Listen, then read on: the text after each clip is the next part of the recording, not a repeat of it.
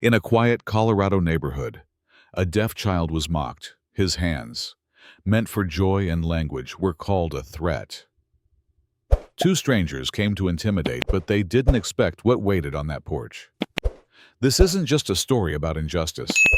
It's about a grandfather's silent strength, a community's awakening, and the day the world learned that silence can roar. The morning had started peacefully. Willow Creek, Colorado was the kind of suburban neighborhood where nothing much ever happened. Lawns were trimmed, cars were clean, and Saturdays were meant for lemonade and slow conversations on porches.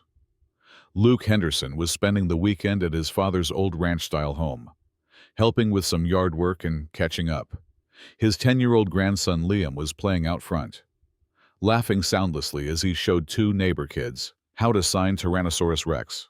Liam was deaf, but that had never stopped him from taking up space in the world with joy. Luke's daughter Claire stepped out of the house, carrying a tray of lemonade, smiling at the scene.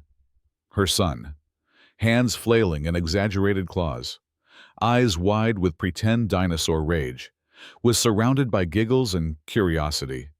For once, the world felt simple. Until the black SUV rolled in. No license plate, just a cheap-looking HOA enforcement unit decal slapped on the door. It crept down the street like a predator in camouflage, out of place and unwelcome. Two men stepped out. The first was tall, thick-necked, in tactical pants and a tight black shirt. A fake badge was clipped to his belt. The second was smaller, wiry, holding a clipboard and wearing mirrored sunglasses that hid everything but discomfort. They walked slowly, eyes sweeping the quiet street. The tall one saw Liam first. He paused, watching. Then, with a sneer, began flapping his hands like a cartoon character mocking someone. The gestures were crude and exaggerated. The laughter stopped. Liam froze, confused and embarrassed. Claire stepped forward. "He's deaf," she said. Her voice sharp, the man kept smirking. "Doesn't matter. Unauthorized gesturing in a shared visual space could be considered threatening under HOA Code 4.3.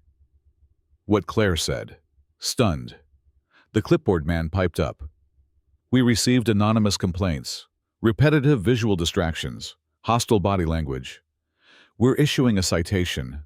Liam stood still, eyes darting between faces. His fingers twitched with uncertainty. Claire moved in front of him. "You're telling me my son's sign language is a violation?"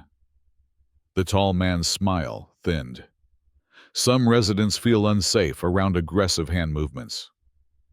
Claire's voice rose. "Are you serious? Behind windows?" Neighbors peeked out. No one opened their doors. No one said a word. Then the screen door creaked. William Henderson stepped onto the porch. 80 years old, retired Green Beret. He wore jeans, a faded army sweatshirt, and a face carved by time. In his hands was a tin cup of coffee. He didn't ask questions. He didn't yell. He simply looked. Then he walked, step by step, down the porch, across the lawn. His eyes locked on the tall man, the kind of look that makes lesser men reconsider their choices. Daryl, if the name on his patch was real, reached for something near his belt. Maybe his badge, maybe something else. But William was already moving. One pivot, one step. A sweep of the leg. Daryl hit the mulch like a sack of flour, groaning into the grass. The smaller man panicked and turned to run. He didn't get far. William's morning routine included coiling the garden hose perfectly. The man's foot caught. He hit the concrete with a yelp, the clipboard clattering beside him. No one breathed. Liam stood perfectly still, then slowly, deliberately, raised his hands and signed, "Grandpa wins." William looked at him. "You're safe now," he signed back. Phones came out. Videos began recording. When Officer Ramirez arrived with 2 squad cars and backup, he found 2 imposters zip-tied on the lawn, dazed and bruised. It didn't take long to discover they were part of a traveling scam ring posing as fake HOA enforcement. They targeted families who they believed wouldn't push back immigrants. Single parents, elderly, disabled households. They collected fines on the spot, intimidating anyone who questioned them.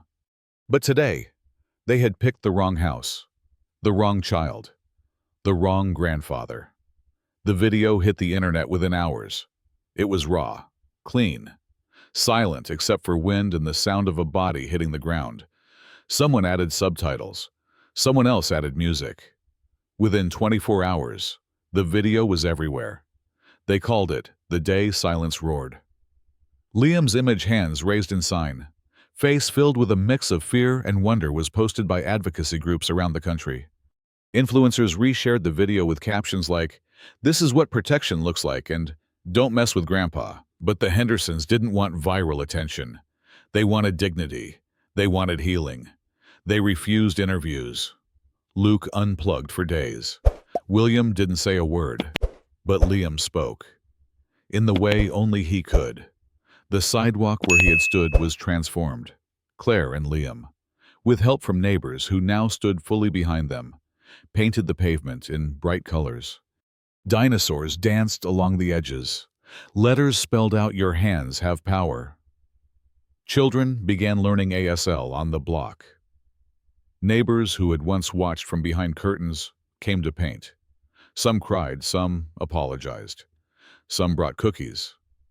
Silence had broken something open, and everyone felt it.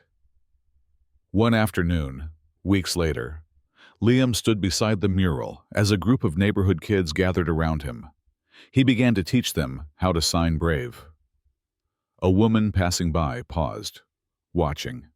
She whispered, "I never knew silence could speak so loudly." William, sweeping the porch at sunrise like always, paused for just a moment to look out. He didn't smile. He didn't need to, because Liam was laughing again, and that was enough.